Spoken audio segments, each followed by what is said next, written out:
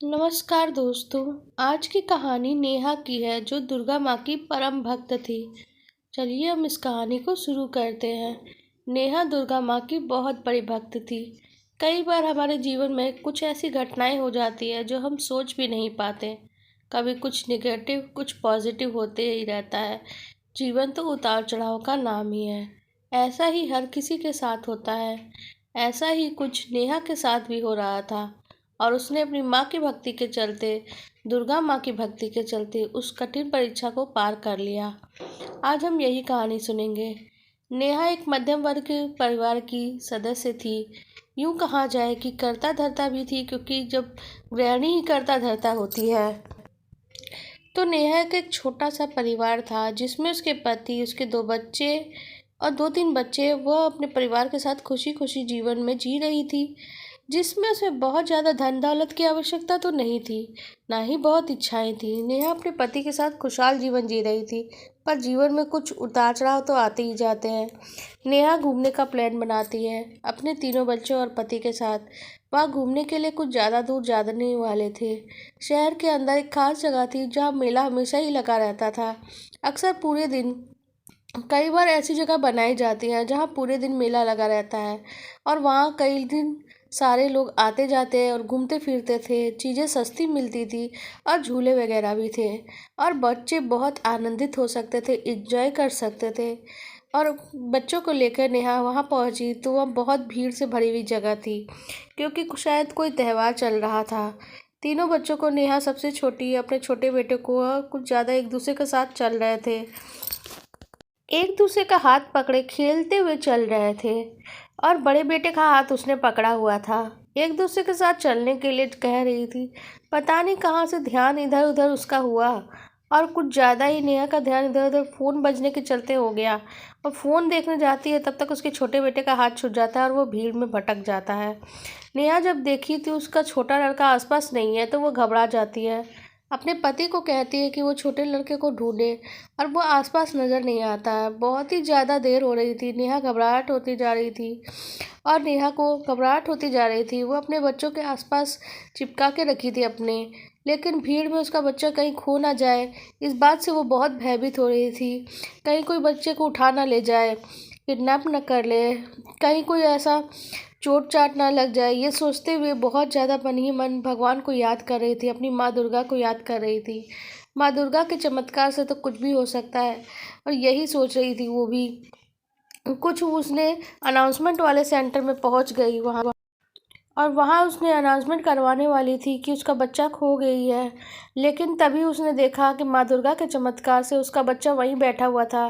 किसी भले व्यक्ति ने वहाँ पहुँचा दिया था। शायद अनाउंसमेंट सेंटर वाले अनाउंस करके बच्चे के माता पिता को बुला ले, लेकिन इससे पहले वो बुला पाते, नेहा वहाँ खुद पहुँच चुकी थी। ये माँ दुर्गा की कृपा जिससे उनको उनका बच्चा सही सलामत मिल गया। आज माँ दुर्गा पे उसे बहुत ज़्यादा विश्वास हो गया। वापस लौट के देखते हैं उसमें इन सब घटनाओं में काफ़ी देर हो गई थी। उन्हें कोई गाड़ी या कैब भी नहीं मिल रही थी जिससे वो जल्दी लौट पाए। सभी गाड़ियाँ बुक हो चुकी थी। ये भीड़ भाड़ वाली जगह थी। आसपास ट्रेन और बसें ज़्यादा नहीं चलती थी और जो बसें थी वो जा चुकी थी। नेहा और उसके पति बहुत परेशान हो गए।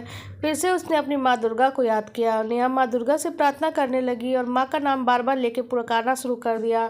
माँ का चमत्कार करना नामुमकिन नहीं, लेकिन यहाँ रात गुजारना तो बहुत ही मुश्किल है। नेहा सोच रही थी यहाँ होटल बहुत महंगे हैं, ना तो हम होटल पे रह सकते हैं ना ही सड़क पे, क्योंकि ठंडी के दिन भी हैं और ऐसे समय में अपने तीन बच्चों को लेकर मैं कहाँ रहूँगी, कैसे घर जाऊँ। घर जाने का तो कोई रास्ता होना चाहिए। ना ही कोई टैक्सी नज़र आ रही है, ना ही कोई बस नज़र आ रही है। आखिर थोड़ी देर बाद एक आदमी आया और उसने कहा, मेरी टैक्सी कर लीजिए, आप मेरी टैक्सी में बैठ जाइए। उसने अपने मन से ये बात कही। नेहा, उसके पति को शक हुआ कि टैक्सी के बारे में किसी से पूछा नहीं और ये टैक्सी नज़र नहीं आ रही है, कहीं ऐसा तो नहीं कोई ये ख़राब व्यक्ति हो। और नेहा के पति थोड़े परेशान होते हैं।